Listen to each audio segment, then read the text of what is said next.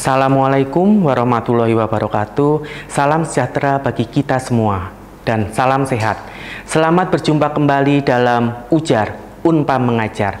Sobat Ujar, saya Saiful Anwar dari program studi Magister Manajemen Pendidikan akan menemani Anda sekalian dalam mempelajari perilaku organisasi dalam pendidikan pada materi kinerja. Pada materi ini terdapat 3 materi utama yang akan kita bahas pada hari ini, yaitu yang pertama definisi kinerja, yang kedua dimensi kinerja guru, dan yang ketiga penilaian kinerja guru. Materi ini akan disajikan sampai beberapa video ke depan, jadi jangan sampai terlewatkan. Tonton terus di Sasmita Jaya TV, berbagi untuk negeri.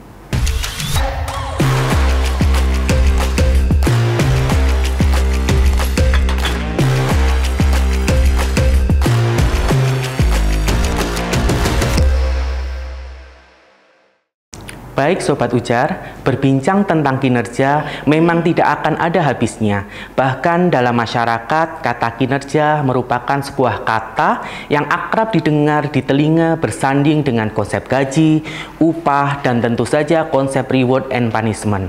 Kinerja sendiri merupakan bagian dari sebuah konsep tentang organisasi, dan konsep sebuah organisasi tidak akan pernah lepas dari konsep manajemen sumber daya manusia, terutama terkait dengan konsep perilaku. Pada dasarnya, seperti yang diketahui bersama bahwa perilaku merupakan respon atau reaksi seseorang terhadap stimulus atau rangsangan yang diterima dari luar. Jika melihat konteks sebuah organisasi yang merupakan sekumpulan orang yang memiliki tujuan bersama dan bersama-sama mewujudkan tujuan tersebut, maka konsep dasar perilaku organisasi merupakan sebuah respon atas terbentuknya stimulus yang berupa harapan, perwujudan tujuan bersama, dan terejawantahkan dalam berbagai macam perilaku individu dalam sebuah organisasi tersebut yang tercermin dari individual outcome masing-masing individu.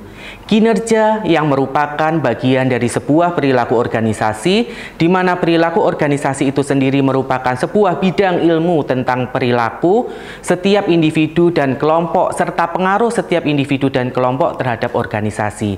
Perilaku tersebut mencakup perilaku individu dengan individu, kelompok dengan individu, individu dengan kelompok, maupun kelompok dengan kelompok dalam organisasi tersebut yang dilakukan guna memberikan manfaat untuk organisasi. Dalam pemaparan ini, perilaku organisasi merujuk pada teori yang dikembangkan oleh Colquitt tentang Integrative Model of Organizational Behavior. Sebagian besar pekerja, baik dalam dunia pendidikan maupun karyawan pada umumnya, jika merujuk pada teori yang dikemukakan oleh Colquitt, maka akan memiliki 2 tujuan utama untuk kehidupan kerja mereka, yaitu untuk melakukan pekerjaan mereka dengan baik dan untuk tetap menjadi anggota organisasi yang mereka hormati, di mana kedua tujuan tersebut dapat terlihat jelas dalam kinerja mereka. Kinerja merupakan hasil akhir dari sebuah aktivitas dengan kriteria apakah hasil tersebut dapat dikatakan efisien dan efektif.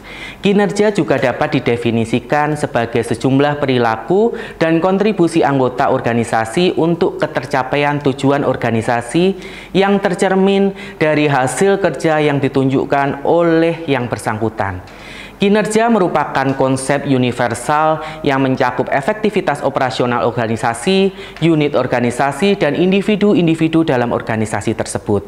Dengan merujuk pada standar dan kriteria yang telah ditetapkan sebelumnya, menurut Dassler, konsep kinerja hampir serupa dengan prestasi kerja, yang merupakan perbandingan antara hasil kerja yang sebenarnya dicapai dengan standar yang telah ditetapkan sebelumnya. Fokus utama dalam definisi tersebut adalah pada hasil yang dihasilkan dari aktivitas kerja. Dari berbagai pandangan ahli tentang kinerja, dapat ditarik sebuah benang merah bahwa kinerja adalah refleksi dari prestasi kerja yang telah dicapai oleh individu. Ini menandakan bahwa kinerja merupakan hasil akhir dari serangkaian aktivitas yang dilakukan oleh seseorang dalam upaya mencapai suatu tujuan tertentu. Dalam konteks ini, kinerja juga dianggap sebagai ukuran efektivitas individu dalam mencapai target yang yang telah ditetapkan.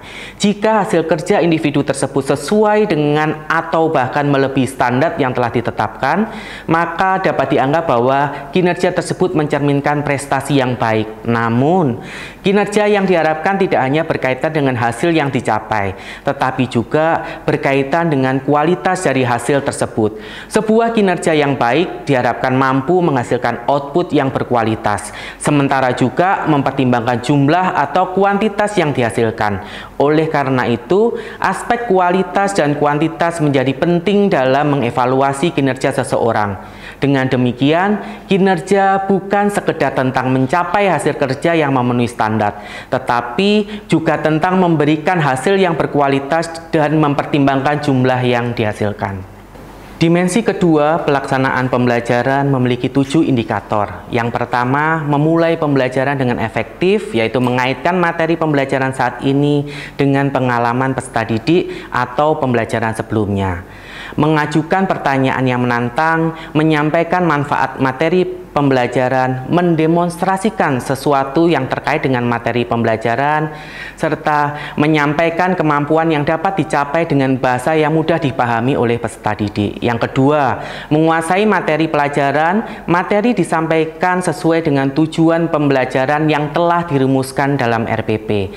Yang ketiga, menerapkan pendekatan atau strategi pembelajaran yang efektif, di mana materi, strategi, dan kegiatan belajar sesuai dengan kompetensi yang dapat dicapai oleh siswa, baik kognitif, psikomotorik, maupun afektif. Materi disajikan secara sistematis menggunakan strategi pembelajaran yang tepat. Yang keempat, memanfaatkan sumber belajar atau media belajar. Guru harus terampil memanfaatkan lingkungan dan sumber belajar lainnya, serta menggunakan media pembelajaran untuk mencapai target sesuai dengan alokasi waktu. Yang kelima, memicu dan atau memelihara keterlibatan siswa dalam kegiatan belajar yang dilaksanakan untuk mendorong interaksi aktif antara guru dengan peserta didik, antar peserta didik baik secara mental, emosional, maupun fisik. Yang keenam, menggunakan bahasa yang benar dan tepat.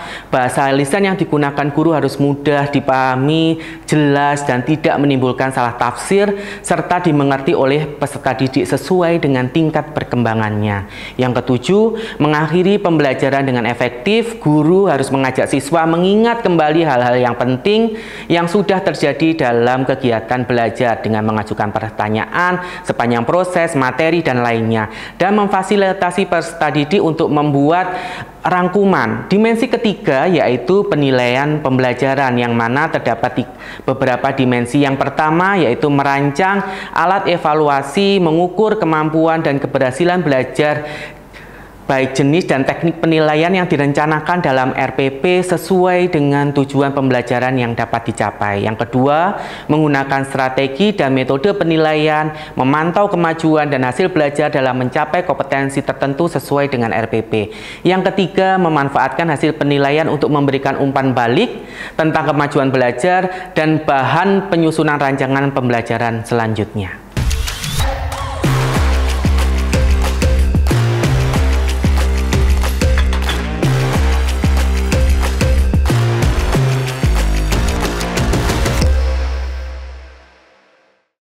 Selain berbicara tentang dimensi kinerja guru, kita juga perlu menganalisis betapa pentingnya penilaian terhadap kinerja seorang guru.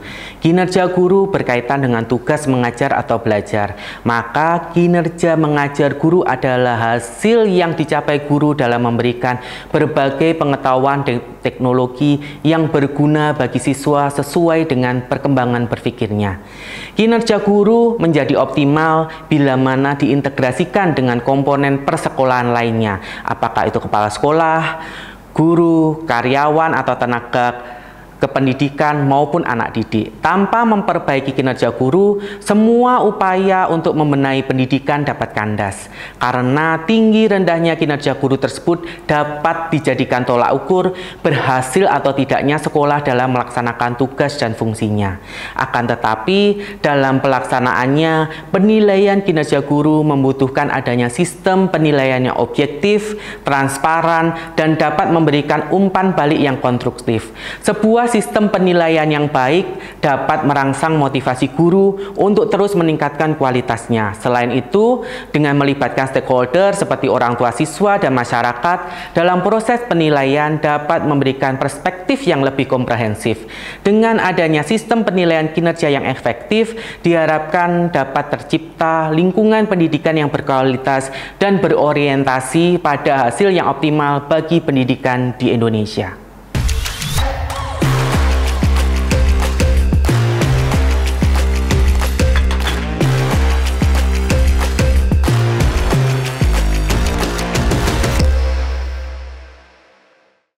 Sobat Ujar, kita sudah berada di penghujung acara. Dari materi yang sudah saya sampaikan, bisa disimpulkan bahwa yang pertama, kinerja adalah refleksi dari prestasi kerja yang telah dicapai oleh individu. Ini menandakan bahwa kinerja merupakan hasil akhir dari serangkaian aktivitas yang dilakukan oleh seseorang dalam upaya mencapai suatu tujuan tertentu. Yang kedua, dimensi kinerja guru berdasarkan ketentuan peraturan perundang-undangan dalam pedoman pelaksanaan penilaian kinerja guru menurut Kementerian Pendidikan dan Kebudayaan bahwa penilaian kinerja guru dilakukan dengan mengacu kepada dimensi tugas utama guru yang meliputi kegiatan merencanakan dan melaksanakan pembelajaran, mengevaluasi dan menilai termasuk di dalamnya menganalisis hasil penilaian dan melaksanakan tindak lanjut hasil penilaian. Yang ketiga, pelaksanaan penilaian kinerja guru membutuhkan adanya sistem penilaiannya objektif, transparan, dan dapat memberikan umpan balik yang konstruktif. Sobat Ujar, demikianlah materi kinerja dalam dunia pendidikan. Sekian materi dari saya Saiful Anwar undur diri. Sampai bertemu kembali di episode berikutnya. Wassalamualaikum warahmatullahi wabarakatuh.